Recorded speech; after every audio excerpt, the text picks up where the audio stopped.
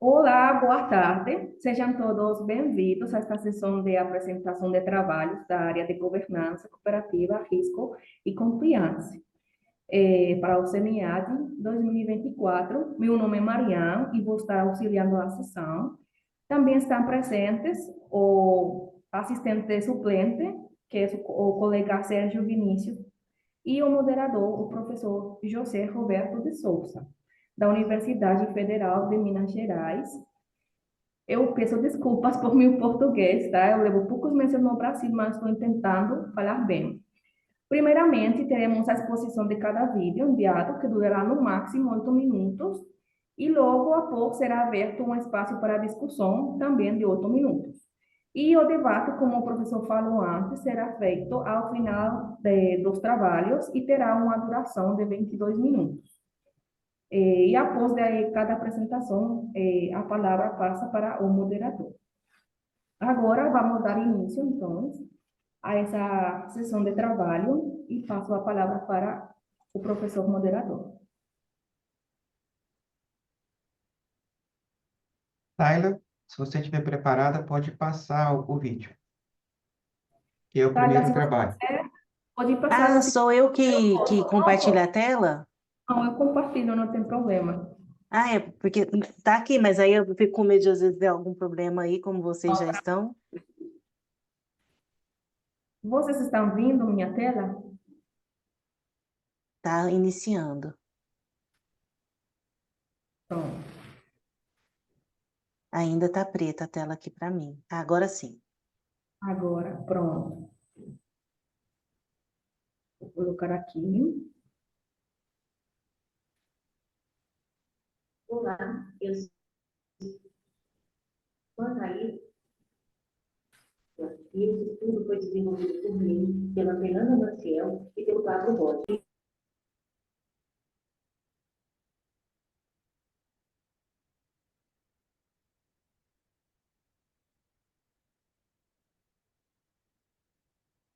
Travou para mim aqui, o som. Aqui também.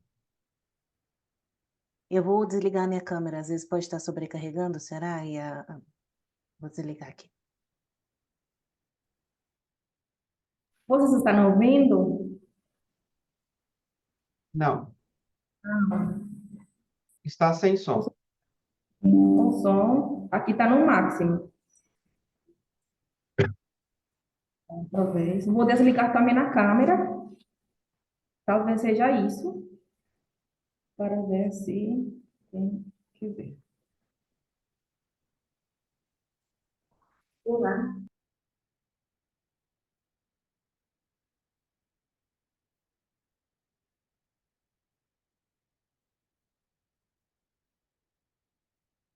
Continua sem o som.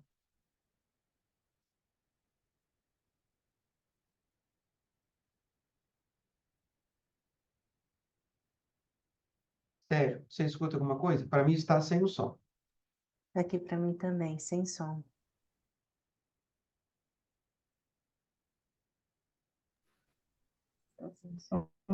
assim, Peraí. Aqui está no máximo. e por consequência,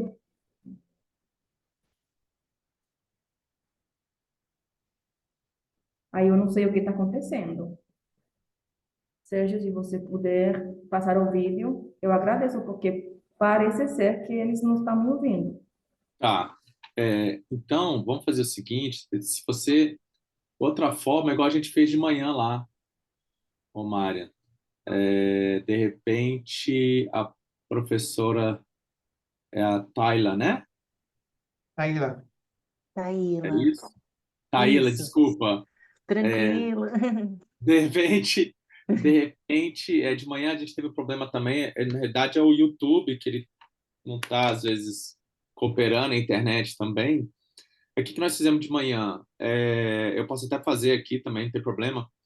Tá no YouTube agora, então você vai, assim, a gente de repente vai por tela, sabe?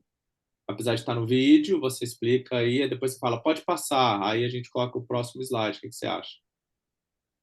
Ah, eu vou falando, então, ao invés de É, apresentar o vídeo? Tá bom, mas aí vocês porque me aí ajudam você, com o tempo. Pode ser assim? Aí você quer que eu faça por aqui ou por aí? Seria bom se você tentasse passar o vídeo lá, desde seu Tá. notebook.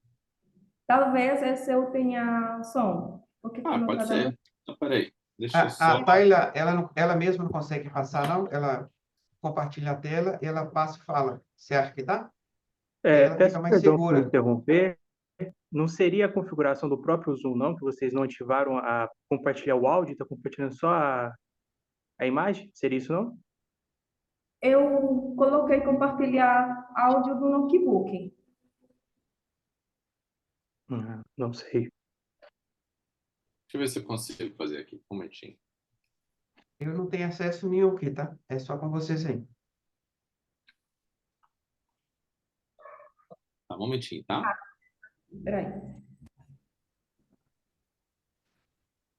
Olá, eu sou a Taíla Você está e esse vendo estudo foi assim? desenvolvido por mim, pela Fernanda Maciel e Agora sim? Sim.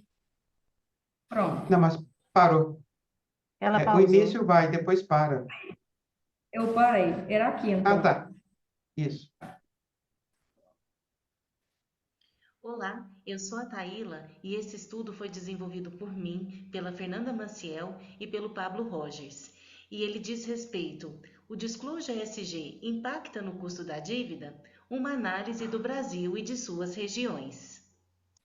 A literatura nos mostra que o Disclosure ESG é a maneira pelo qual a empresa comunica suas atividades aos seus stakeholders, criando então uma imagem de comprometimento, pois essas informações vão além do aspecto financeiro, que são extremamente relevantes para minimizar então a simetria informacional, que por consequência minimiza os riscos associados àquelas empresas. E as empresas, por consequência, que se valem, né, que praticam o disclosure ESG, essa transparência, elas tendem a obter financiamentos externos a um menor custo, porque essas informações elas estão associadas a menores restrições de capital e, por consequência, custo de capital. Um outro enfoque do nosso trabalho é sobre a regionalidade. E nós percebemos que a regionalidade, ela possui então as diferenciações em relação à demografia, economia, aos aspectos financeiros, elementos culturais, bem como ao desenvolvimento financeiro e à sensibilidade financeira, né, sensibilidade econômica das regiões. Quanto às contribuições, o nosso estudo destaca relevância em relação ao aspecto teórico, pois acrescenta evidências empíricas sobre os reflexos do disclosure ESG no custo da dívida, especialmente com enfoque nas macro-regiões do Brasil, e daí a relevância do aspecto regional, e também prático e social, uma vez que compreender a influência da regionalidade influencia nas empresas, nas práticas delas em relação ao acesso a créditos diferenciados, menores taxas de juros, entre outros. Então, nosso objetivo geral é examinar o impacto do Disclosure ESG no custo da dívida das empresas brasileiras, considerando as macro-regiões brasileiras, ou seja, Norte, Nordeste, Centro-Oeste, Sul e Sudeste. São investigadas duas hipóteses. A hipótese H1 versa sobre: há uma relação negativa entre o Disclosure ESG e o custo da dívida das empresas brasileiras, enquanto que a hipótese H2 investiga: o custo da dívida das firmas difere entre as macro-regiões brasileiras. Em relação aos aspectos metodológicos, a nossa amostra é composta de companhias brasileiras abertas e não financeiras pertencentes à base da Bloomberg. As fontes de dados, então, é a Bloomberg, o informe cadastral e os sites eletrônicos de cada empresa. O período de investigação é o ano de 2016 ao ano de 2021. A variável dependente adotada como análise é o custo da dívida das empresas brasileiras. E, para a melhor investigação, foram excluídas as empresas com missing value, tanto para custo da dívida, que é a nossa variável dependente, bem como os missings do Disclosure ESG, no score geral e em cada um dos pilares ambiental, social e de governança. Foram estimados dois modelos. O primeiro deles, um painel dinâmico, cuja variável dependente é o custo da dívida, e conforme a literatura, essa variável é recomendado que ela seja adotada defasada, então nós adotamos ela defasada, configurando um painel dinâmico, que teve as variáveis, então, do Disclosure ESG no seu score geral, bem como os seus pilares, além da alavancagem, sustentabilidade financeira, o ROA, a margem de lucro líquida e as variáveis de controle.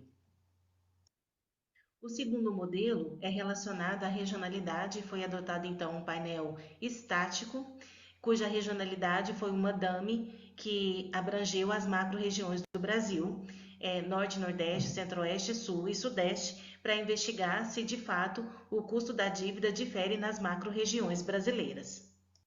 Em relação aos resultados, a tabela 1 nos mostra que o termo da dívida, que o custo da dívida defasado não apresentou-se significante, de modo que nós poderíamos ter estimado um painel estático para analisar a nossa hipótese de investigação H1. E nenhuma das dimensões ESG possuiu significância com o custo da dívida, o que nos mostra que não há evidência suficiente para rejeitar a hipótese nula de ausência de relação entre o custo da dívida e o Disclosure ESG, de modo que a nossa hipótese, então, H1, não é corroborada. Ou seja, não é possível inferir que os credores brasileiros valorizam a maior transparência das informações ESG e, por consequência, recompensam as empresas com menores custos, por conta da diminuição da simetria informacional identificada em alguns estudos na literatura. E esse nosso resultado, ele alinha-se em partes aos achados de Balassiano et al. 2023, que, embora tenham investigado também empresas brasileiras e notado relação positiva e significante do score ambiental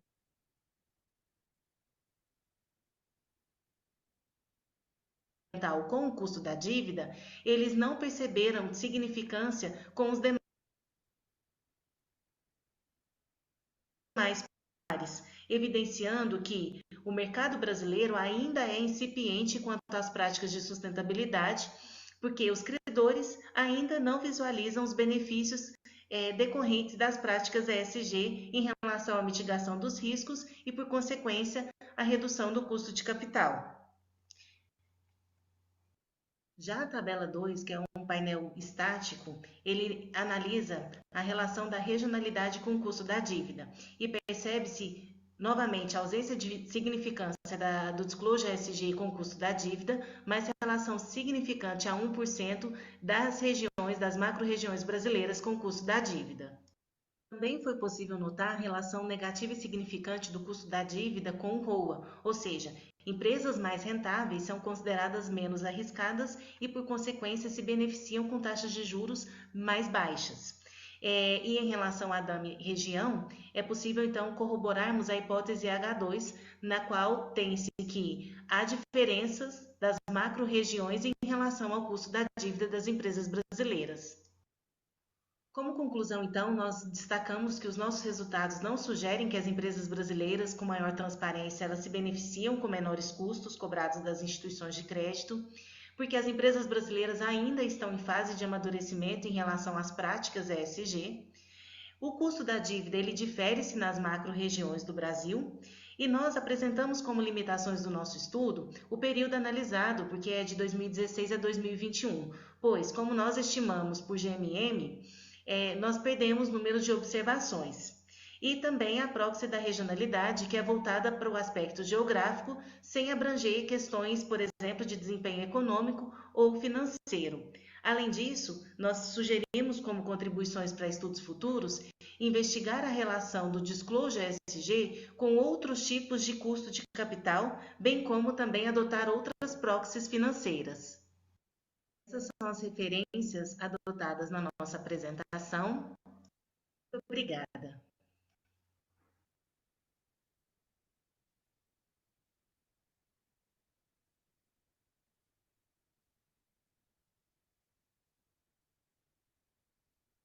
Maria?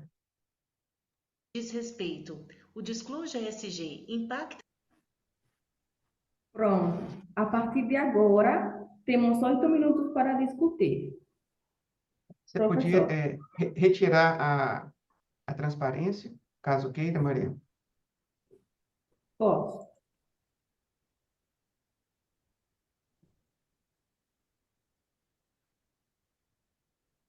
Pode ir iniciando.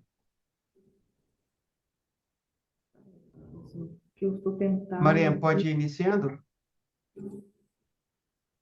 Professor, para um segundo que eu estou tentando tirar o compartimento de tela. Aí, Sim, pronto, isso.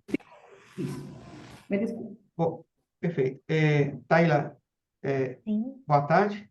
Tá? boa É um tarde, prazer, professor. né, enorme ter lido o seu trabalho. Tá? Eu gostei demais da associação, né, entre o ESG, porque está muito em voga atualmente na própria USP, né? No Congresso de Contabilidade, isso veio bem à tona e a gente pode perceber que também na administração continua, né? É um tema altamente relevante e o grande detalhe que eu achei bom no trabalho é o relacionamento disso com o custo da dívida, né? Que uma forma ou de outra, os credores, né, que fornecem recursos para a sociedade, eles têm, no caso de instituições financeiras bancárias, uma régua de análise de tarifas e taxas, né, pormenorizadas quando a empresa tem um maior controle de ESG, risco ambiental, risco social e realmente transparência. Então, foi bacana, muito legal mesmo, né, vocês atingirem esse ponto. Parabéns aí pelo tempo. Ao Obrigada, longo do professor. trabalho, por nada, eu vi no final que você é do curso de administração. Sim, Isso, show. Então, veja bem, na introdução, poderia deixar um pouquinho mais com ênfase o item relativo à justificativa, relevância e importância do tema. É um parágrafo mais focado nisso, que acredito eu, que o trabalho tem muito potencial para uma publicação. Muito potencial para publicação, dado o contexto, a estrutura, o tema, o referencial teórico, o zelo metodológico altamente rigoroso, aplicado, controlado e eficiente. Então, assim, a performance muito boa nesse sentido. Dependendo da revista, ele vai te pedir uma fundamentação teórica, tá? Aí, como você trata de relacionamento, como você trata de evidenciação, como você fala de correlação entre itens, então, algumas teorias seriam bem pertinentes no seu trabalho. Por exemplo, a teoria da legitimidade, teoria da divulgação, teoria da agência, teoria dos stakeholders. Então, assim, por isso que eu vi pelo seu e-mail lá, que é ADM, né, ponto ADM. sim. Então, são teorias clássicas, né, já no curso de graduação e os clássicos de finanças, né, de alta performance a nível internacional, que daria, assim, uma força bem forte no seu trabalho, uma robustez bem forte, mandando com a revista de administração, eles muito fatalmente gostariam de ter uma teoria da administração que suportasse. E essas 4 teorias, elas corroboram perfeitamente no seu trabalho. Uhum. O detalhe das hipóteses foram muito bem escolhidas, muito bem detalhadas, e são itens, né, que efetivamente fazem a diferença no mercado. Tá? Então, o seu trabalho vai ter uma performance muito grande para aplicabilidade no mercado de trabalho, o que é muito bom, muito bom. Na metodologia, eu fiquei só com uma dúvida do porquê de 16. Talvez o 21, porque deve ser oriundo de uma dissertação ou de uma tese, alguma coisa nesse sentido. A gente entende que tem um prazo ainda para maturar, para corrigir e depois para publicar. Mas, pelo menos, o período inicial, né, de 16, eu fiquei um pouquinho de dúvida do Uhum. porquê 16, de não o porquê depois, se pega antes da crise, depois da crise, coisa mais ou menos nesse sentido. Você conseguiria me dar uma ajuda nesse Sim, sentido, por sim, favor? professor. É, a justificativa é a limitação de dados, de Ah, coleta tá. mesmo de informações, né? Esse trabalho ele é uma parte da minha tese de doutorado e nós somos da UFO, então nós não temos na universidade a base da Bloomberg para coletar as informações. Então, quando eu fiz a coleta, eu fiz em 2022, final de 2022, foi ali em setembro. E aí Uhum. nós tivemos uma parceria com a FGV que eles permitiram a minha ida até a instituição para que eu fizesse a coleta dos dados lá em loco, porque pós-pandemia já não tinha mais o acesso remoto, que era um acesso muito facilitado, né? Então, eu fiquei em São Paulo por uma semana coletando os dados, e aí por isso que o limite de 2021, porque a coleta foi em 2022, então eu não tive fechamento de 2022, então por isso o limite de 2021. E aí os dados retrógrados foi justamente a massa de dados que eu coletei, pelo tempo que eu estive, né, pelo recurso que estava à minha disposição, foram esses 5 anos, porque esse recorte desse trabalho é o Brasil, mas um outro, né, um outro fruto da minha tese é uma abordagem multipaíses. Então, eu tinha uma massa de dados muito grande, e aí eu tinha que escolher, né, o escopo ou do tempo, para eu investigar mais profundamente o tempo, ou a abrangência dos países, que também era foco do outro estudo. Então, por isso que eu não consegui períodos anteriores. Não, está tranquilo. Aí, para publicação também, muito fatalmente, o avaliador vai te perguntar a justificativa do porquê, né? Não Sim, precisa de descer tanto a detalhe assim, né? Mas é, os dados coletados estavam disponíveis à época. Eu acho que já te justificativa bem. Eu tá vi bom. também que você usou muito espertamente e com muito sobriedade e muito conhecimento o insorização de algumas variáveis, né, que Sim, realmente são altamente relevantes. Então, algumas delas eu até entendi, né, o tamanho da empresa realmente vai distanciar, e a elasticidade pode causar missing e causar prejuízo na análise dos dados, mas teve uhum, algumas que eu não entendi, por exemplo, o ROA. O ROA já é, né, uma divisão do lucro líquido pelo PL. Então, de certa forma, você já traz uma condensação, a elasticidade desse item. Ele foi a 6%. A alavancagem também, né, já é o capital terceiro sobre o ativo total, para simplificar, e também já traz essa possível segregação. Ainda assim, né, quando você analisou os dados, você julgou pertinente que obtivesse uma insorização desses dados para que efetivamente melhorasse a capacidade de resposta e o atingimento da meta? sim, foram casos pontuais, né? Então não foi uma constância na amostra para falar que foram muitos dados, mas foi justamente para tratar esses outliers que tinham uma discrepância aí diante da massa mais central ali. Então, por isso que a gente até adotou a mensurização diferente, né, para cada uma das variáveis. Não foi um padrão para a gente tentar uma performance melhor aí nessa análise. Ótimo. E, por fim, a referência bibliográfica, né, te parabenizar por isso, ela está bastante vasta, segregada, com vários trabalhos de relevância, trabalhos atuais, trabalhos nacionais, muitos trabalhos também internacional que, analisando pelo título, né, eles agregam ao seu trabalho. Eu queria te parabenizar a você e aos demais membros, né, pela característica técnica do trabalho. Parabéns, Taila. Taila, Muito obrigada, professor. né? É, se você quiser fazer mais alguma colocação, Taila, sinta-se à vontade. Tranquilo? Não, por mim tá ok, assim, acho que eu justifiquei, né, até só a questão das teorias, eu precisei enxugar bastante para caber nas 16 páginas, que é a recomendação do Congresso, né, mas o trabalho mais extenso da tese, eu discorro um pouquinho melhor o porquê de cada teoria, então, a depender do journal que a gente vier a submeter, pode ser que a gente consiga realmente trabalhar um pouquinho mais essa Mas, argumentação para fundamentar. Mas obrigada pela colocação, tá, professor. por nada. Foi um Obrigada. prazer. Nada. Mariana, eu passo a palavra para você. Pronto, agora vamos continuar com o segundo autor. Está por aqui?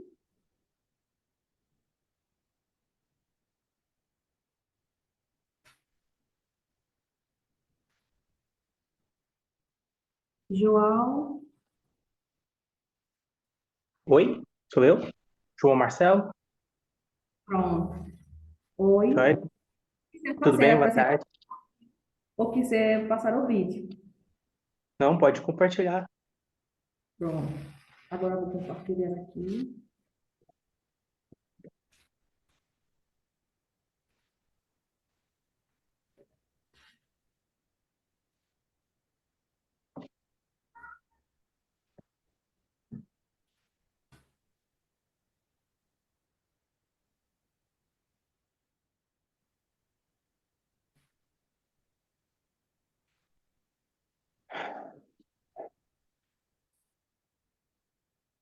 Olá a todos, Tá meu me nome é João ouvindo? Marcelo. Sim, o áudio está bom. Pronto. Né? Eu participei ativamente aí como bolsista em um projeto acadêmico e gostaria de estar usando desse espaço aqui para estar apresentando esse trabalho para vocês. Foi o trabalho intitulado como as características do Conselho de Administração e o nível de retenção de caixa das companhias brasileiras de capital aberto.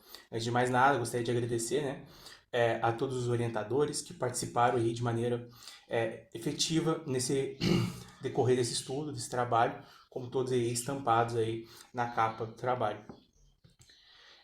Fazendo um resumo bem do nosso estudo, ele teve como principal objetivo, né, entender as características do conselho de administração, pois a gente entende que um conselho é regido, é composto por diversas características e peculiaridades, e essas características que a gente tende a levantar, elas influenciam a retenção de caixa das companhias brasileiras.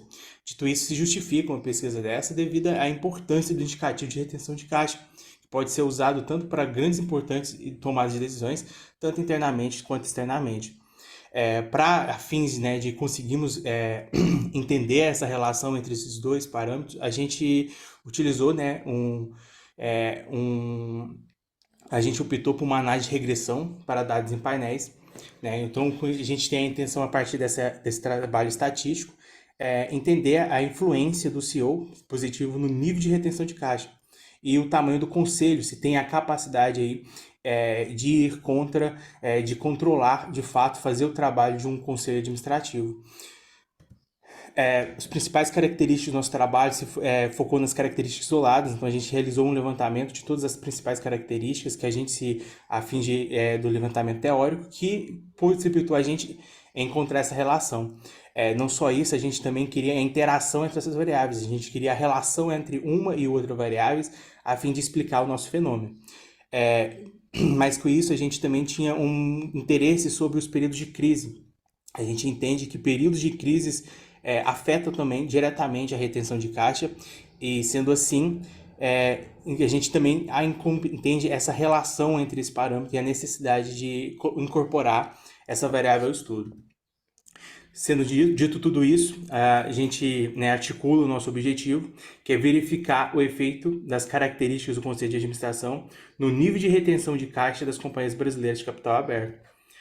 Passando rapidamente, né, para a revisão da literatura, a gente entende que a gente pode dividir ela em 3 grandes pontos, né? O entendimento da retenção de caixa como uma proxy para a flexibilidade, ou seja, é ela que vai permitir uma empresa ser maleável ao ambiente externo e reagir de maneira que possa ser sempre o mais saudável para a companhia.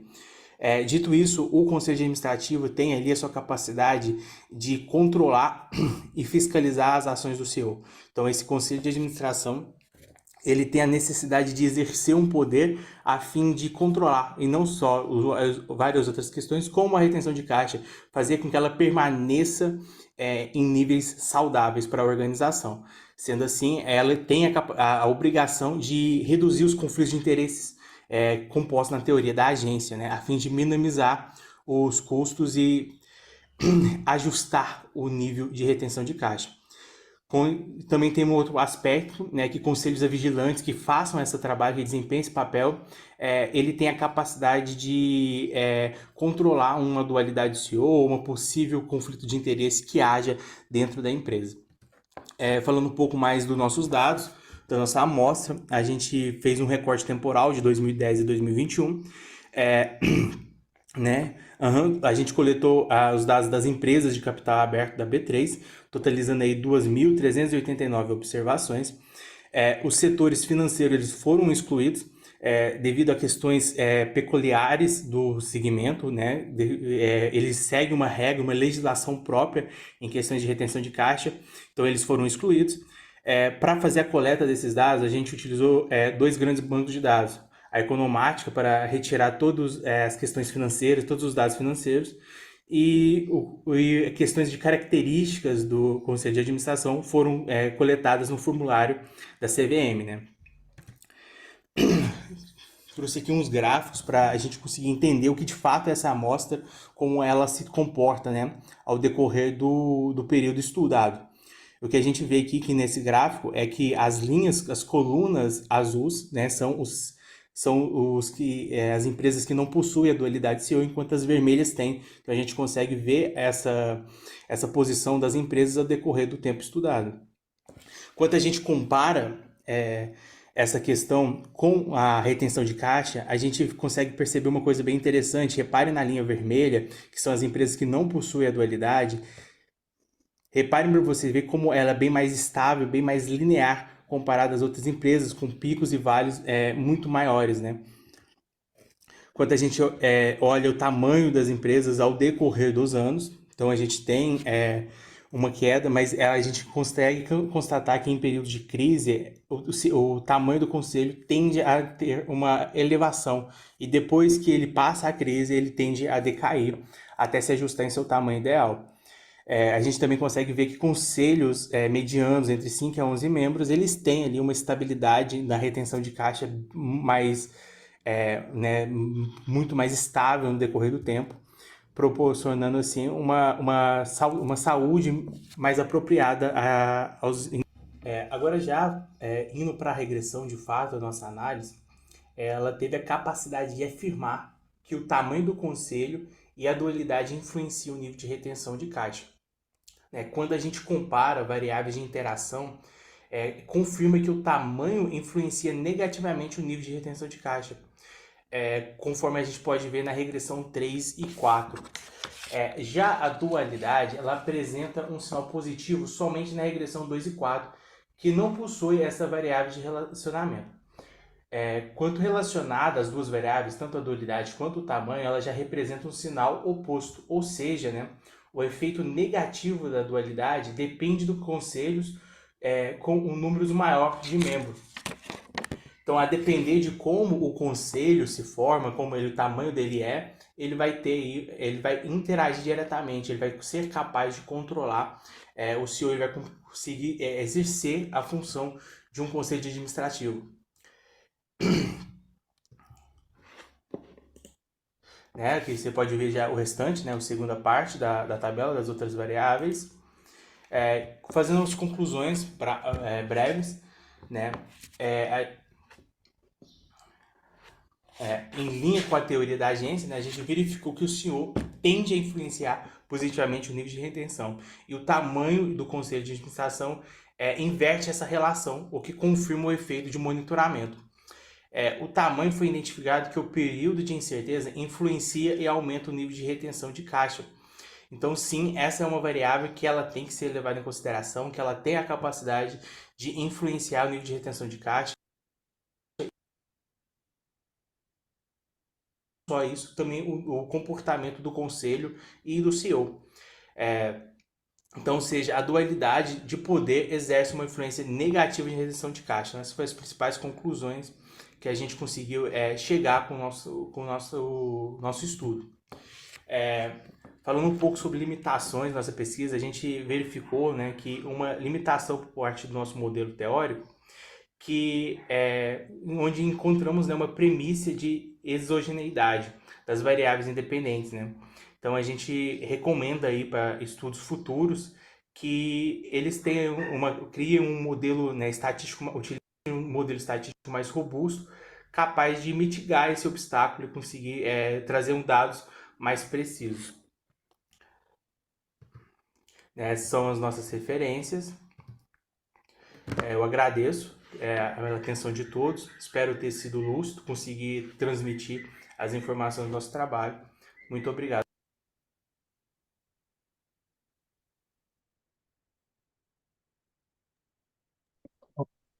João, parabéns aí pela apresentação, Foi bastante eficiente, eficaz na sua apresentação, respondeu realmente o que corresponde ao trabalho, ao artigo de vocês.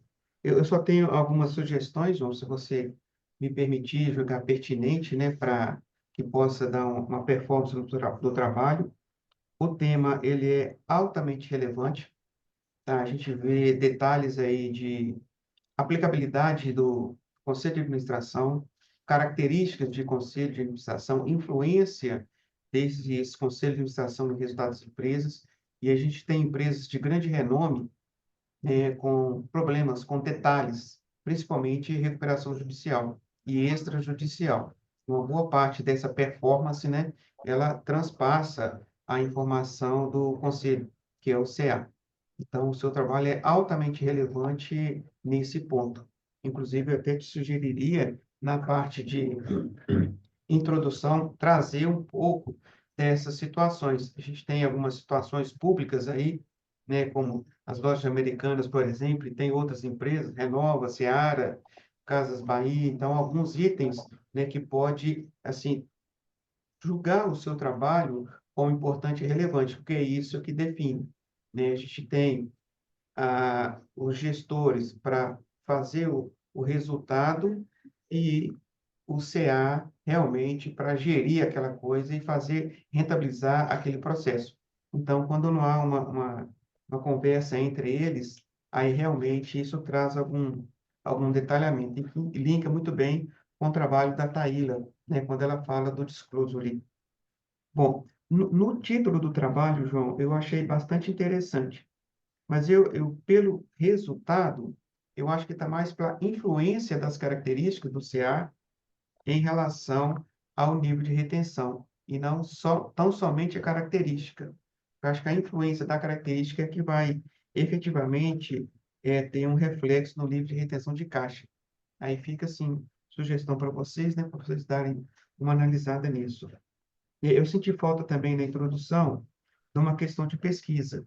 Não que ela vá fazer diferença, não fez diferença. O trabalho está muito bem remontado, muito bem escrito. Mas, para uma revista, né, isso já são itens obrigatórios. Quando a gente vai avaliar, né, a revista ela pede esses itens sequenciais.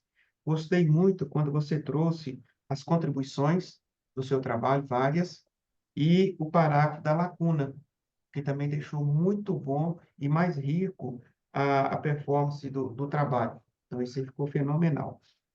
Na revisão de literatura, né, os capítulos, eles estão meio pequenininhos, né? Eu acho assim, para uma revista, né, tendo mais espaço, mais folga, né, acho que carece, né, de estar dando uma alavancada um pouquinho maior. Tem capítulo com 2 parágrafos, né? Então, muito fatalmente, e é o que suporta as suas variáveis. Para uma revista, ele vai exigir um pouquinho mais de informação. Já na metodologia, né, o período também ficou sem justificar, mas 2010 pode ser a inserção do Brasil nas normas internacionais de contabilidade, o que exige, né, a publicação e a ordenação e a divulgação de dados num procedimento mais operacional, acho que justifica bem, né, você já tem uma saída, um ponto aí um ponto de partida. Na apresentação das variáveis, né, eu acharia bem tranquilo, ficaria bom se você, que é a sua tabela 1, né, se você pudesse colocar os autores que utilizaram aquelas variáveis. Então, acho que isso te dá também uma performance e o sinal esperado das variáveis independentes de controle, as variáveis de interesse e as variáveis de controle. Por quê? Tendo o sinal esperado, tendo os autores, isso te ajuda a corroborar ou não com seus achados, né? O que você achou na pesquisa, você linka nesses autores que você já até citou, que utilizaram aquelas variáveis. Então, dá, assim, uma robustez muito grande, assim, para o seu trabalho. As equações ficaram simplesmente excelentes, né? Você foi muito feliz, né, quando você trouxe as equações do trabalho e quando você utilizou a interação entre variáveis, eu entendi claramente por que você usou, né? Então, você tem lá o total do conselho, se é dual ou não, você tem a dualidade com relação à crise, então isso respondeu grande parte do que você localizou no trabalho. Mas a parte que eu mais gostei, se eu falo do fundo do coração mesmo, é a parte descritiva. Então, lendo a parte descritiva do seu trabalho, ela ficou com uma alta performance.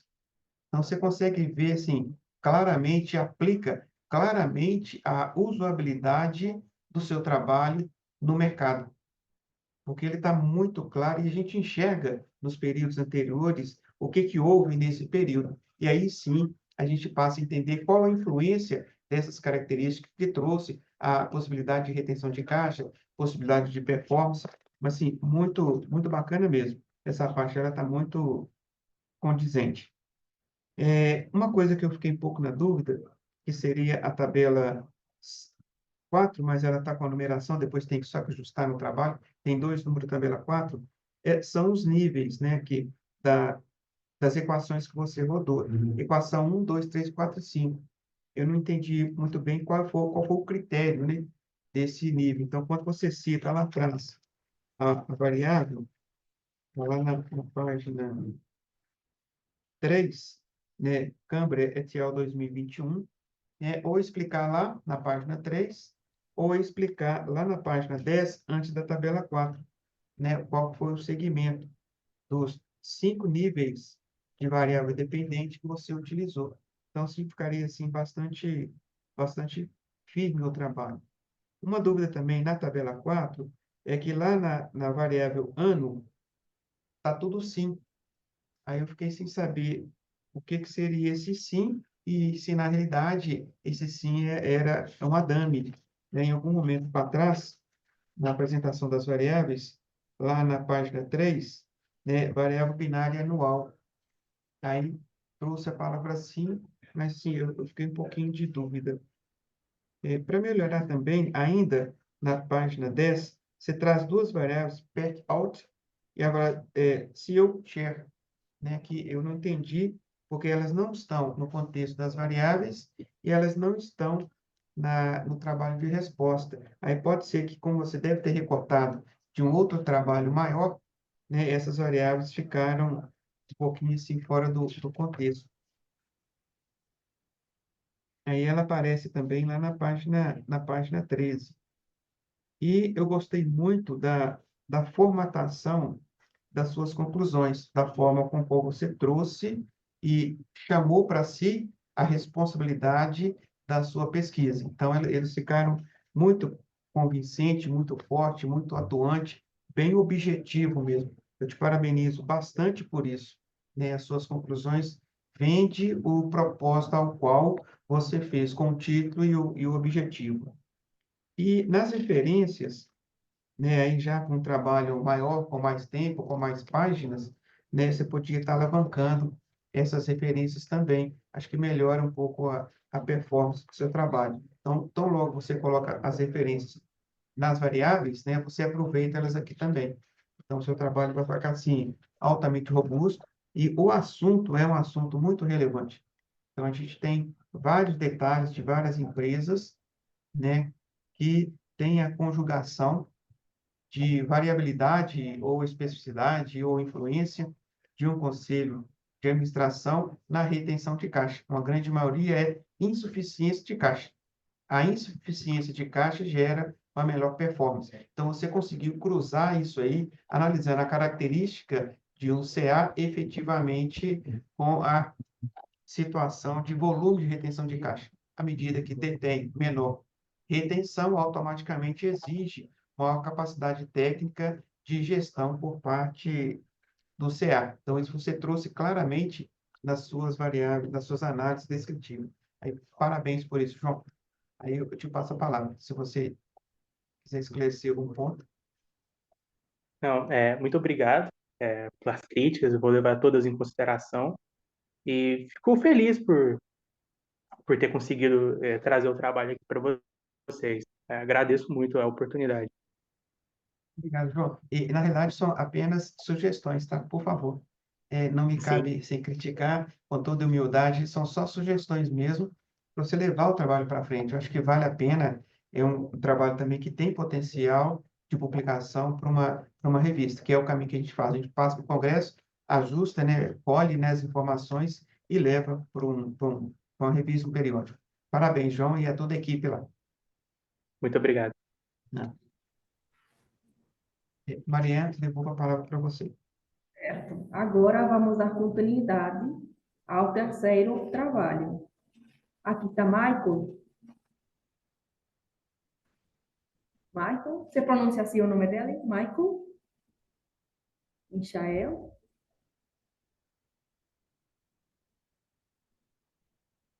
Pronto. O Oi, sou eu, Compartilhar. Michel. Michel, Pronto. Para mim é Michael. Tá bom.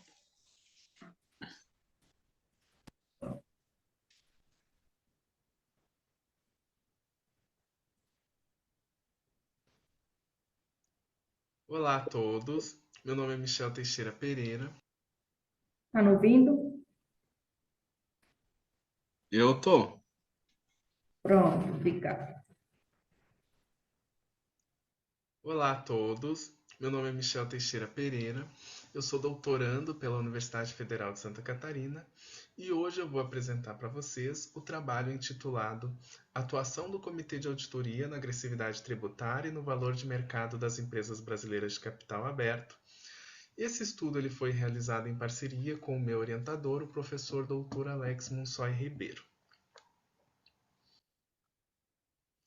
Então, inicialmente, o Comitê de Auditoria ele desempenha um papel fundamental nas empresas de capital aberto, especialmente no Brasil, onde as questões de transparência e governança são cruciais para a percepção dos investidores.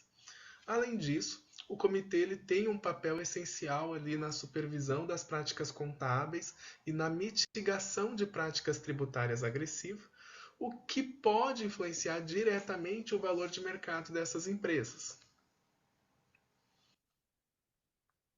Dentro desse contexto, a principal questão que norteia esse estudo é qual a influência do Comitê de Auditoria no valor de mercado das empresas brasileiras de capital aberto através de um planejamento tributário agressivo.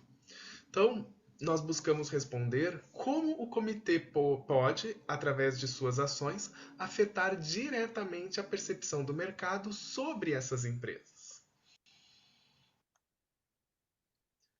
E para isso, a gente estabeleceu o seguinte objetivo geral do estudo, que seria verificar como o Comitê de Auditoria influencia o valor de mercado das empresas brasileiras por meio de um planejamento tributário agressivo. Para isso, estabelecemos 3 objetivos específicos. O primeiro seria analisar as características do Comitê de Auditoria. O segundo, examinar a atuação do Comitê de Auditoria no desenvolvimento de estratégias tributárias. E o terceiro ali seria avaliar o impacto dessa atuação no valor de mercado das empresas e também no planejamento tributário dessas empresas. Agora, no referencial teórico, nós destacamos que o Comitê de Auditoria é responsável por supervisionar as informações financeiras e garantir a transparência e a independência. Porque, segundo a teoria da agência, a presença de um comitê eficaz pode reduzir os conflitos de interesse entre gestores e acionistas, o que diminui ali a oportunidade para práticas agressivas de planejamento tributário. Além disso, a diversidade de gênero ela é um fator relevante no comitê.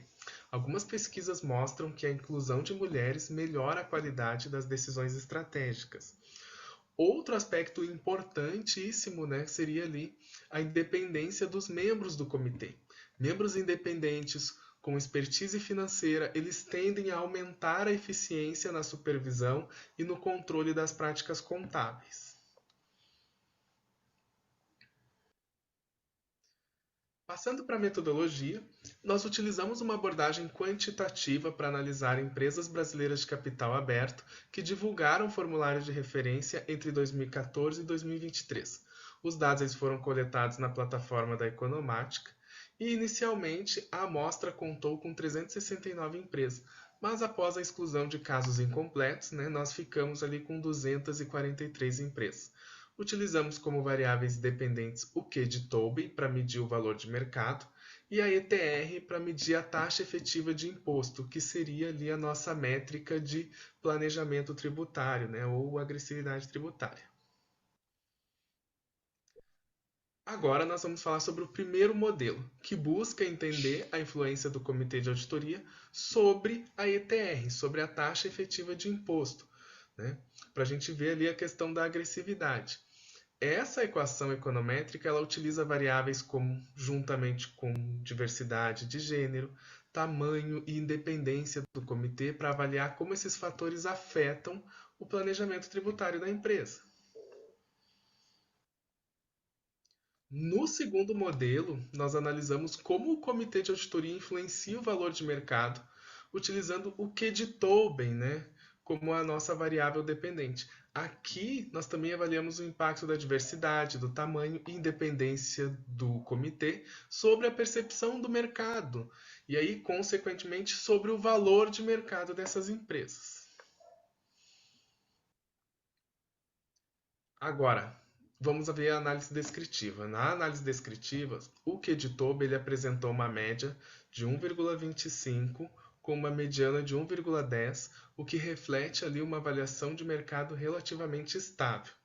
A ETR, né, ela teve uma média de 0,25 e a diversidade de gênero nos comitês variou entre 0 e 30%, com uma média de 15%, destacando aí a crescente inclusão de mulheres em posições estratégicas nos últimos anos.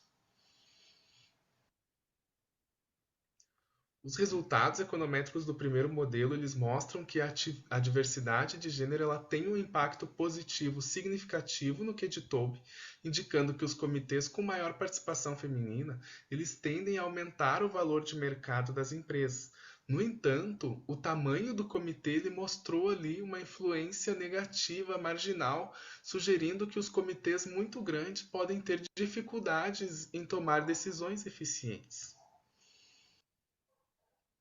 No modelo 2, a gente consegue ver que o comitê de auditoria ele tem um impacto significativo na ETR, ou seja, os comitês mais independentes eles adotam estratégias tributárias mais conservadoras e outros fatores como o tamanho da empresa, a sua lucratividade, né, também influenciam a ETR.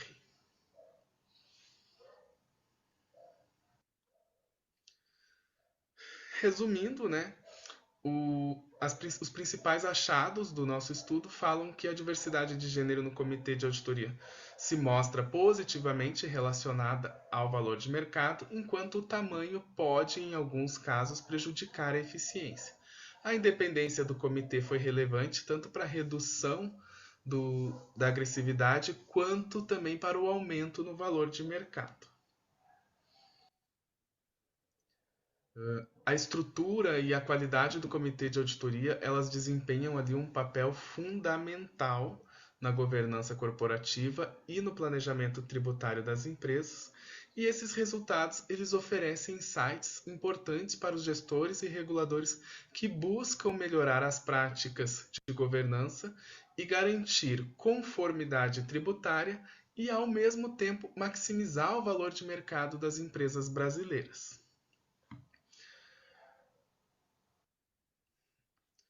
Então, aqui eu tenho nossas referências, né? Agradeço a todos que estão participando dessa atividade e agradeço também as contribuições que eu vou receber aí de vocês para melhorar esse artigo e poder submetê-lo para uma revista. Michel, parabéns aí pela apresentação, né? Você foi bastante seguro e conciso, né? Mostra que você teve uma performance muito relevante no trabalho. O seu trabalho também, ele traz uma grandiosidade, né, de avaliação por meio da performance, né, para inserção no mercado de trabalho. Comitê de auditoria realmente é um item obrigatório, né, dependendo do tamanho da empresa. Acho que talvez isso aí você pudesse elencar ao longo do trabalho, não é obrigatório para todos, a partir de um tamanho. A agressividade tributária também é um evento muito relevante no mercado. Há alguns trabalhos nesse item, o que faz com que o seu trabalho também tenha, né, uma performance de colocação, é uma probabilidade bem grande, né, de uma inserção aí num periódico de maior reporte. Eu senti, dando uma lida no seu trabalho, uma lida bastante pormenorizada, na parte da introdução, né, tem alguns parágrafos que contempla algum juízo de valor ou uma ausência de alguma citação ou fonte, né? Eu sugeriria fortemente que, nesses casos, né, desse uma revisão e citar de onde aquela informação ela foi coletada, porque isso, muito fatalmente, algum avaliador de um periódico que ele vai te sugerir. Ainda no quinto parágrafo, né, que começa assim, a oportunidade de realizar, aí você vem trazendo o contexto e você fala de alguma elisão considerada de forma ilegal. Então, nesse ponto, nesse parágrafo, acho que valeria a pena você trazer e explicar rapidamente, né, o que que é uma elisão e o que que é uma evasão fiscal, que vai dar uma performance no seu trabalho, haja visto que você já está trabalhando com a agressividade. E no contexto do seu trabalho, você deixa claramente, fala, pessoal, o meu trabalho é de agressividade, entretanto, do item elisão fiscal. Se a empresa adota práticas ilegais, esse é fora do meu escopo.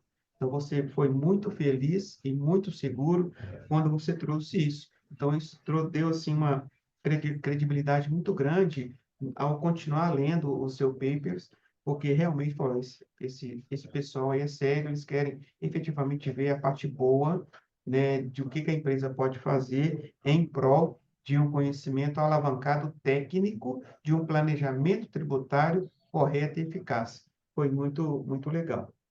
Na página 2, né, no segundo parágrafo completo, que começa de acordo com Watts e Zimmermann, é de acordo com ele. E você trouxe um texto de colusão. Colusão é um ato falso de pessoas. Aí dá uma olhadinha nessa palavra que eu achei ela bem forte, ainda que esteja no trabalho de outros autores, né? Porque ele distou um pouco do seu foco, né? O seu foco é realmente elisão fiscal. Joia a questão de pesquisa, muito suportada, as contribuições, a justificativa, a lacuna, você vê que eles estão sempre coordenando com o seu trabalho, acho que ficou muito bom. No referencial teórico, você já abre um capítulo com características do comitê da auditoria. Entretanto, no contexto e no conteúdo que você trouxe, eles estão muito mais voltados para uma importância de ter um comitê do que necessariamente para a própria característica dele. Então, assim, a título de sugestão, né, talvez a importância seria mais, na minha opinião, mais importante que a característica. Por que que um comitê ele é importante? E o que que ele impacta na agressividade tributária, ao invés de entender qual é a característica dele, né? Mesmo porque não tem a característica dele lá nas suas variáveis. Então, aí fica assim, bem tranquilo para vocês darem uma estudada a esse respeito.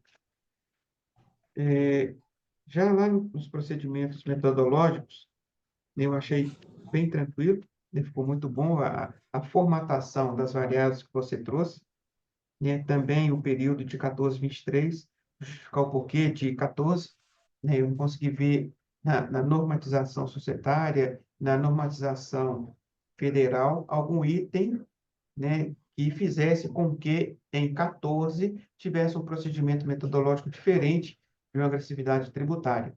Então, não é Eu 2017, não é peguei 2000. 14 porque eu queria fazer uma análise de 10 anos, né? Então, por isso que eu peguei 14, mas não teve É um. porque um marco, assim, É, um marco contábil, um marco de alteração posso, fiscal, né? posso Você tem tentar o encontrar, decreto né? 9580 de 18, né? Mas é de 18 antes dele. Tinha o decreto 3000 que era antes dele. Então, não teve, assim, alguma coisa, né, que tivesse como marco 14. 23 é o último período de dados mesmo, não tem muito o que trazer. Na variável dependente, o que de Tobin é muito bom, ótimo. A gente precisa saber como o mercado enxerga a empresa. E no seu ETR, depois seria bom que você deixasse uma frase indicando o que que você entende da agressividade. Se quanto maior o IDR, mais agressividade, só para o leitor justificar e segurar, né, a sua variável mais para frente. Nas independentes e na de controle, já para ganhar o tempo, eu senti falta também o que que seria a sigla, a fórmula, os autores e o sinal esperado. Você trouxe o contexto e explicou o que que é. Trouxe o contexto e explicou o que que é. O que também te ajuda, né, a você corroborar ou não os seus achados com os achados de outros autores. Esse item, inclusive, para efeito de uma publicação, né, muito fatalmente a revista vai vai te pedir.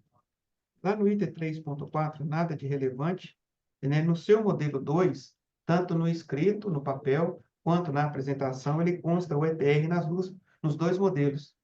É só um detalhezinho pequeno, só para você ajustar lá, senão acaba que não fala nada, passa direto, vai para a revista, o cara manda devolver por causa desse item e de alguns outros. Já na análise econométrica, ficou muito tranquilo, né, quando você traz o detalhamento para dar o poder do leitor entender a sua variável. Então, quando você trouxe as suas descritivas, elas ficaram extremamente clara e explícita. Então, deu para a gente entender bem o que é o seu banco de dados. Para depois, aí sim, você vem fazendo as análises mais robustas, né? Primeiramente com o Q-de-Tobin e depois com o ETL. Eu só acharia bacana, nesse ponto 132, né, você vincular os seus achados com achados de alguns autores, né, porque vai aumentar fortemente o poder de ação do seu trabalho, né, em termos de análise. E as referências ficaram muito boas também, a gente percebe que você correu atrás de muito dado operacional, né, muito dado de artigo, tanto nacional quanto internacional, para elaborar e montar esse contexto total da sua pesquisa. Eu te parabenizo bem por essa ideia, né, que vocês tiveram. Eu acredito que você e mais uma equipe, né, porque é um fato relevante no mercado atual. E se a gente tivesse uma régua de volume de ativo menor das exigibilidades de comitê de auditoria, muito fatalmente a gente teria menos problema, né, de disclosure, de agressividade e por aí vai. Então, eu queria te parabenizar por isso. Michel, se tiver alguma colocação, alguma dúvida. Esse artigo ele é um dos artigos da minha tese, né? Eu faço doutorado na UFSC, que lá a gente defende no modelo 3 artigos, né? Então, os outros 2 artigos eu não soltei ainda, porque senão eu perco o ineditismo da tese. E aí eu trouxe esse artigo porque eu estava com muita dificuldade na metodologia, né? Nos modelos que eu estava utilizando. E até ele participou da sessão Sapiens, assim, e o pessoal me ajudou muito, muito, muito, muito. Eu já redesenhei um novo modelo usando o planejamento tributário como uma variável mediadora depois dessa sessão Sapiens, sabe? Então eu trouxe o artigo justamente para trazer ideias e me trouxe já, e você repetiu mais da metade das coisas que já foram faladas lá, isso que é interessante, pessoas diferentes falando as mesmas coisas, né? E aí eu já tomei nota de tudo e vou acrescentar tudo que vocês trouxeram para os 3 trabalhos, né? Porque são 3. Que bacana.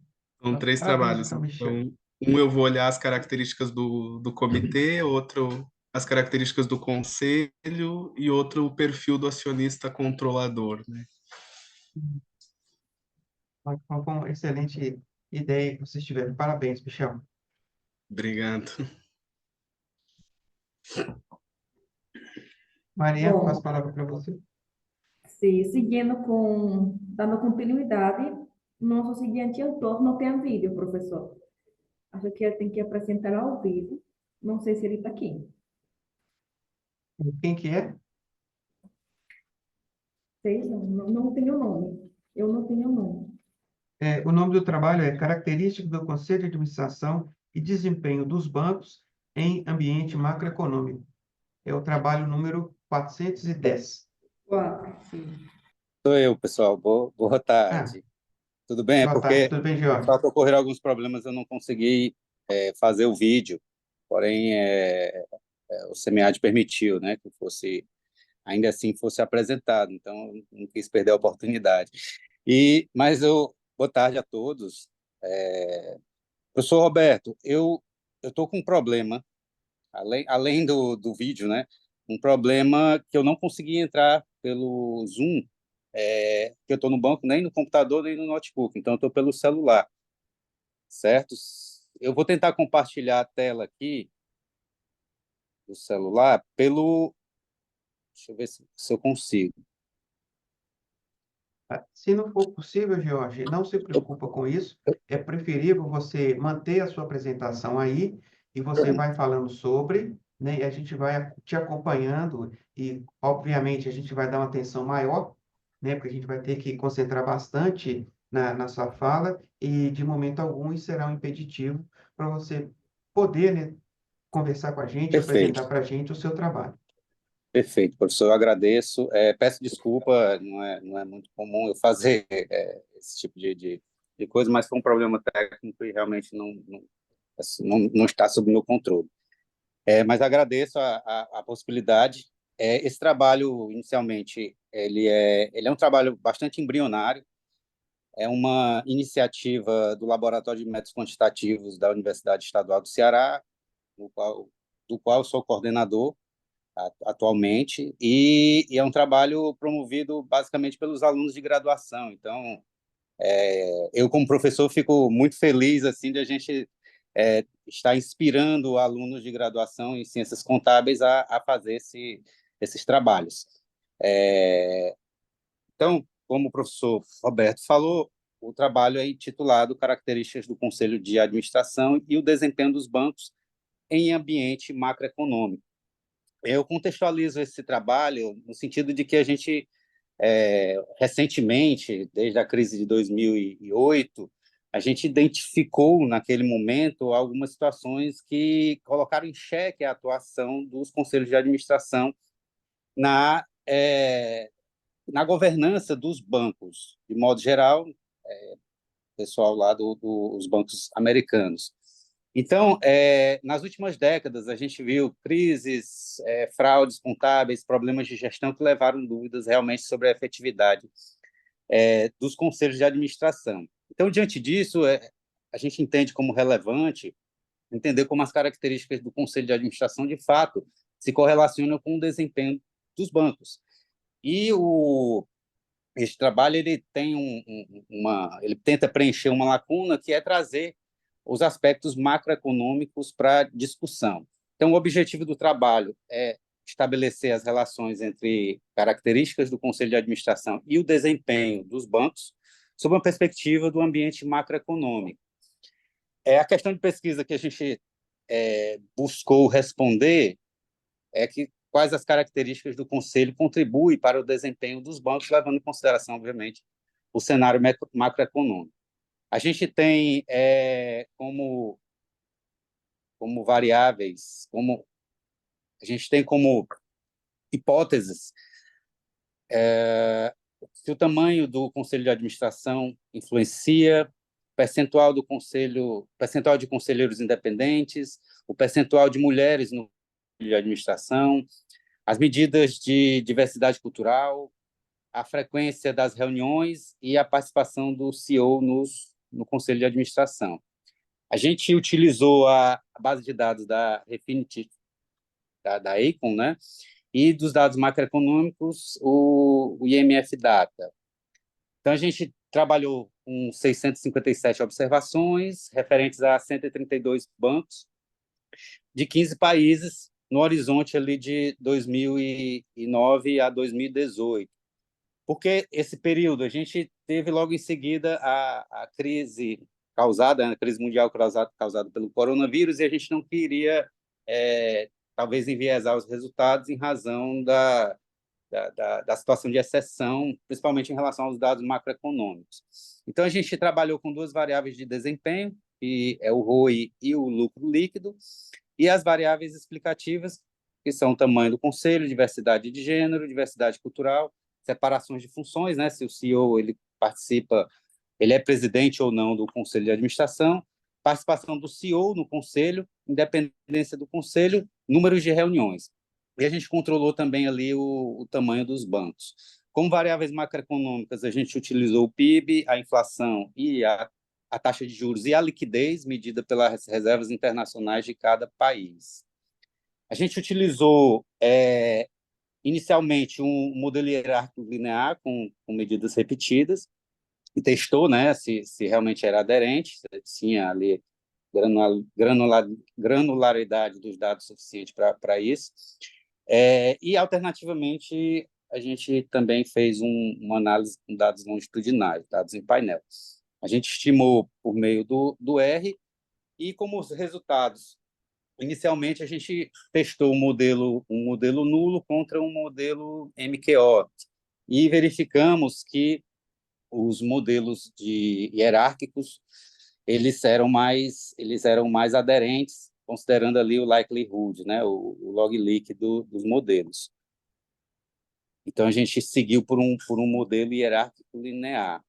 E aí, os resultados que a gente obteve em relação às variáveis, fazendo aqui uma relação causal, é que o incremento de um conselheiro, no caso dos bancos, ceteris paribus, obviamente, né, mantendo tudo mais constante, em média, ele altera ou ele contribui para o ROI, para o aumento do ROI em 0,25%, e para o lucro em 9,75%. A gente identificou também como achado da pesquisa que os bancos em que o CEO também é presidente do conselho, o lucro é 41,66% menor comparado aos bancos em que há separação de função. Então, essa variável foi a mais relevante no trabalho. Com relação a gente usou, né, um modelo longitudinal, então a gente testou os efeitos fixos. E considerando esse modelo especificamente, a gente identificou que a participação de mulheres no conselho de administração aumenta em 0,37% o ROI. E, além disso, as contribuições das variáveis macroeconômicas para o ROI e para o lucro, em termos de participação na variância, né, das variáveis dependentes, a gente identificou, respectivamente, 25% e 30,51% da variância das variáveis explicativas, das variáveis dependentes, são explicadas pelas variáveis macroeconômicas. Então, a gente concluiu que o objetivo foi alcançado, o objetivo da pesquisa, a gente conseguiu relacionar as características do conselho com o desempenho, levando em consideração a perspectiva macroeconômica. A gente respondeu à questão de pesquisa ao identificar que o tamanho do conselho de administração, a diversidade de gêneros e a separação de funções são características que influenciam o desempenho dos bancos. Em nível macroeconômico, apesar de não ser predominante, a gente também identificou ali que a variância dessas variáveis de desempenho são explicadas pelas variáveis macroeconômicas. E esse estudo ele reforça a preocupação da literatura em considerar a composição do conselho de administração não apenas como um mecanismo de controle, mas também como um fator determinante de performance. Então, eu agradeço, eu não passei do tempo, tentando aqui fazer nos 8 minutos, agradeço muitíssimo a atenção de vocês e estou ansioso aí pelas considerações para poder levar para os alunos. Ficaram ansiosos, mas você anote aí que a gente quer saber os alunos muito, muito engajados, e eu fico muito feliz com isso. Obrigado, São professor. engajados Obrigado porque ele tem um bom professor, né? Eles têm um bom educador, né? Por isso que eles querem o resultado. Mas, George, primeiramente, parabéns, né, pelo trabalho, né? Está num momento muito feliz aí do seu trabalho, apesar de que você não trouxe, parece que você trabalha em banco, correto? Sim. Trabalho no Banco Sim. Nordeste. Inclusive, eu estou no trabalho agora, Ótimo. tirando um tempinho aqui para conversar. Não, tranquilo, nada que você possa ficar depois do horário para compensar. Brincadeira. Mas vamos lá. O seu trabalho ele tem realmente vários países que contemplam. E no caso específico de bancos, mas de instituições financeiras como um todo, né, a gente tem duas resoluções do Banco Central, que é a 4838 e depois a 4878, que trata da questão de sucessão dos administradores, que ingere e acopla o Conselho de Administração. Então, não para alterar o seu trabalho, mas para colocar isso como sugestão de trabalho futuro, ou você vir a trabalhar com esse item no mercado brasileiro e saber o que a sucessão provoca no desempenho. Então, trazendo variável de sucessão, trazendo variável de dualidade, que o Banco Central também trabalha fortemente nesse item, eu acho que pode agregar uma força gigante, haja vista que o interesse, né, por parte do Banco Central, conforme a Resolução 4878 de 2020, que era a 4838 lá de 16 para cá, é isso, eu quero ter realmente a troca para que a troca promova qualidade técnica e a contratação de diretores executivos técnicos, de tal forma que ele tenha mais robustez nesse conjunto. Então, eu acho que seria, né, um item bacana, até mesmo ou para trabalhar sobre, ou para indicar lá nos seus estudos futuros, que eu acho que realmente agrega valor. Bom, vamos lá.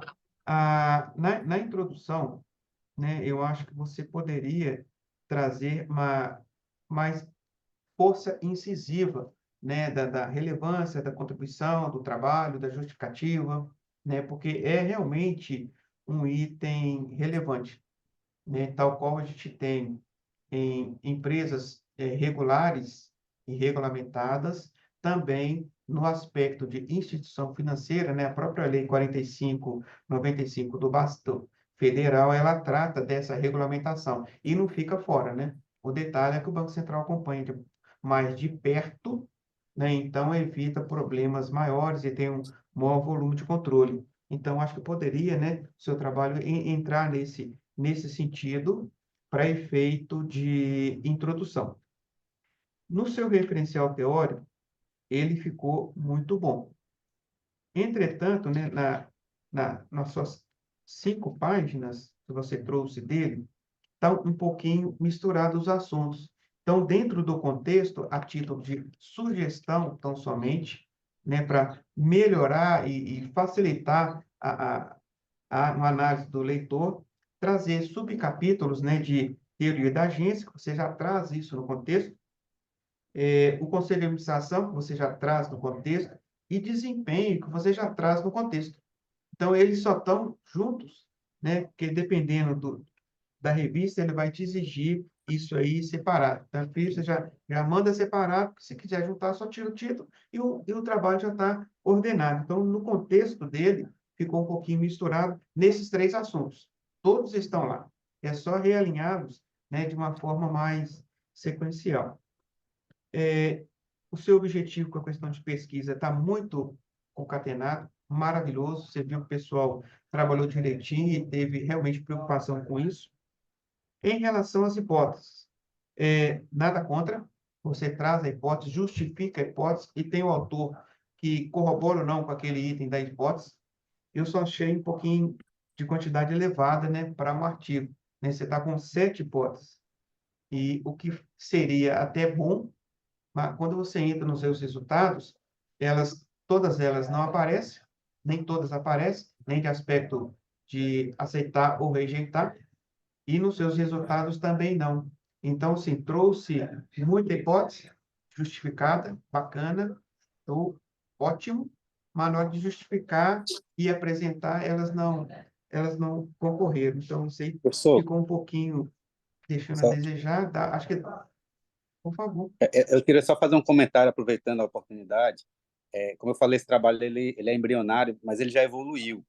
E na nova modelagem que a gente fez, a gente usou o procedimento stepwise. Então, ou seja, a gente trabalhou só com as variáveis que foram estatisticamente significantes.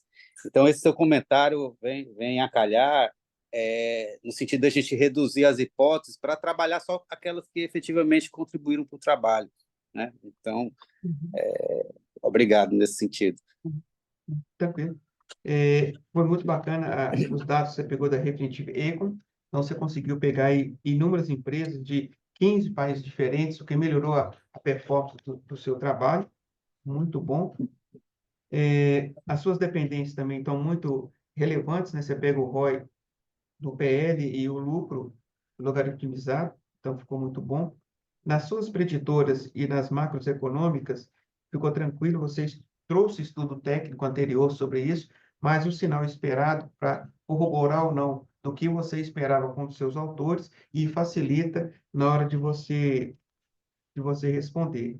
Os níveis também que você trouxe das análises ficou muito bom, ele ficou bem classificado, bem ordenado, então a gente entende claramente o impacto que a variável vai dar no trabalho.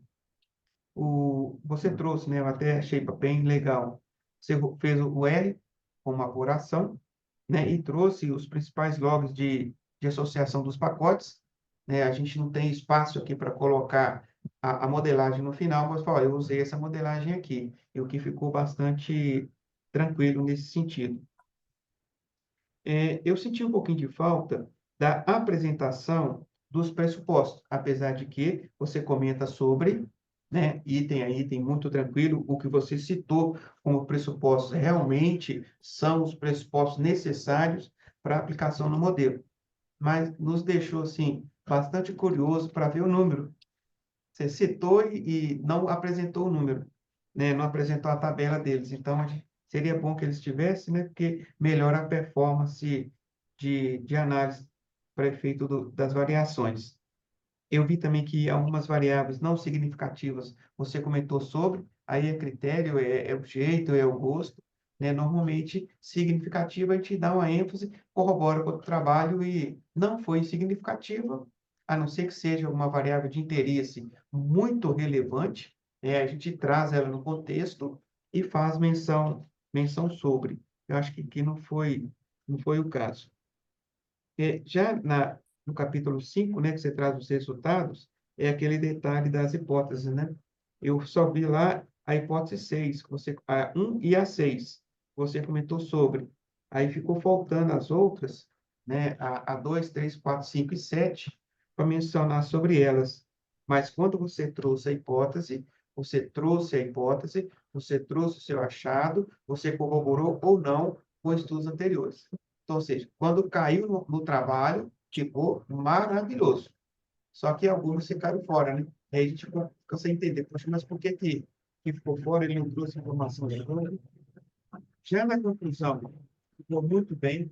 Então, você conseguiu trazer, vender o propósito do trabalho, né? Concluiu muito bem com os achados que você trouxe, que aí são fala sua mesmo. As limitações eu achei bem pertinentes e a contribuição do trabalho também, achei que ela ficou bem sustentável, bem agarrada, realmente trouxe a característica. Ó, característica do CA nesse perfil aqui vai ter esse X desempenho. Então, ou seja, você amarrou realmente todo o contexto do trabalho até o final do trabalho. Então, ele ficou bem forte mesmo, a não ser nas hipóteses. E o referencial teórico ficou muito vasto, muito bom, literatura internacional, literatura bastante recente, né? E como sugestão, caso queira, né, essa sucessão do Bacen, né, de 2016 depois de 2020 sobre instituições financeiras, o seu trabalho é sobre isso. Eu acho que você poderia pelo menos mencionar, né, que a característica ela vai mudar ao longo do tempo. Então você consegue através do dado do Sisbacen conseguir essas informações, pelo menos você tem uma ideia se efetivamente essa mudança, no caso dos bancos, em um ambiente macroeconômico, que é um trabalho diferenciado, eu não vi nada a respeito nesse link de ligação, se efetivamente isso seria bom ou ruim. Né? Um trabalho desse, de alta performance, com certeza acho que o Banco Central vai gostar bem para saber se valeu a pena, né, implantar esses procedimentos operacionais de circularização, vamos assim dizer, também do CA. Aí eu passo a palavra para você, Jorge. Se tiver alguma dúvida, alguma curiosidade, alguma coisa que eu não me expressei adequadamente. Não, que é isso. Eu só agradeço a contribuição, as contribuições. Só o fato de você ter lido o trabalho, ter se atido ali as questões e trazido pontos relevantes. É sempre bom a gente ter uma opinião de alguém que não está, digamos assim, inserido no trabalho, né? A gente vê pontos de vista diferentes. Então, eu só tenho a agradecer, agradeço ao evento, agradeço aos colegas participantes aqui que estavam anteriormente e muito obrigado. Obrigado. Eu agradeço mais uma vez a Taíla, ao João Marcelo, ao Michel e ao Jorge, né, por participar aí desse programa altamente relevante da USP, né? O seminário de administração é um seminário de alta performance a nível nacional e internacional e tem crescido ao longo dos tempos, então a gente consegue perceber pela própria qualidade dos trabalhos, né? Pela evolução dos tempos, né? Que os autores também têm sentido bastante interesse, né? Em dar oportunidade, né? Para a USP na área do seminário de administração de trabalhos de alta performance e alta relevância. Eu parabenizo mais uma vez, então, a Taíla, o João Marcelo, o Michel e o George, e Mariana. E aquele outro rapaz, cadê o Eduardo, né? É um prazer enorme ter trabalhado com vocês. Para mim foi muito relevante. Mariana, eu passo a palavra para você.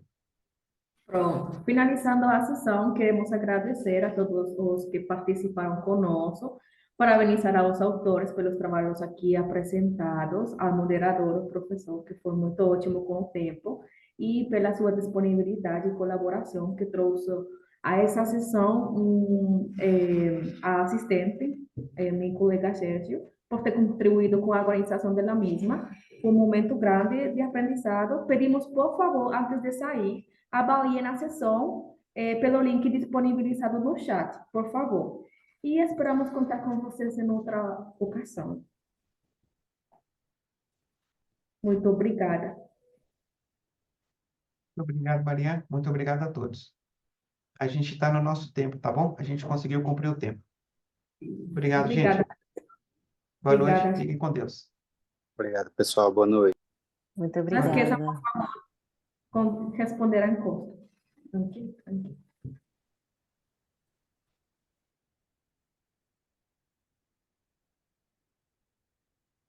Professor José, Oi, sou eu, Mariana.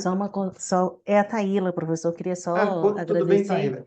Tudo bem. Na hora que eu falei, eu estava com medo do tempo, mas vendo todas as suas contribuições diante dos trabalhos, eu queria ressaltar. Muito obrigada. Muito obrigada Não pelas acho que suas considerações, pela maneira como você conduziu, porque assim, é um esforço muito grande nosso de trazer um trabalho para um debate, a gente sempre fica apreensivo, e a maneira como você conduziu, com toda a sua educação, com a sua humildade e com todo o seu profissionalismo e conhecimento, é muito, muito gratificante enquanto autora e estar diante de um professor mediador como você, assim, que realmente nos impulsiona na pesquisa. Então, muito obrigada, de coração. Eu que agradeço, Taíla, a oportunidade de ter lido o seu trabalho. Eu me senti e estou me sentindo bastante lisonjeado com isso. Parabéns. Obrigada, Mariana. Um abraço para vocês. Até Maravilha. mais. Tchau, tchau. Tchau, tchau. Tá. Professor, obrigada de novo. Prazer Tá. trabalhar com você. Você é ótimo. Parabéns. Tá, que é isso. O prazer é todo meu, Mariana. Foi ótimo trabalhar com você, um suporte fenomenal. Então, fica fácil, né? O trabalho da gente fica fácil, né? Quando você está suportado, tem equipe forte e relevante, o trabalho fica até mais prazeroso, né? Eu te Claro. agradeço muito. Foi um prazer estar trabalhando com você mais uma vez. Obrigado. Obrigada, professor. Aí me Obrigado. desculpa, porque eu me atrapalhei um pouco ao início, Não, mas maravilhoso, teve ótimo. A gente conseguiu fazer um trabalho em equipe muito bom, né? Quando um agarrava, o outro entrava para dar sequência, quando agarrava, o outro entrava. Então, a gente conseguiu soltar o serviço, né? Esse aqui é um aspecto importante. você também teve um manejo excelente, professor. Parabéns. Muito Amém. obrigada. Obrigado. Obrigado. Fique com Deus. Tchau, tchau. E Até mais. amém. Tchau. Amém.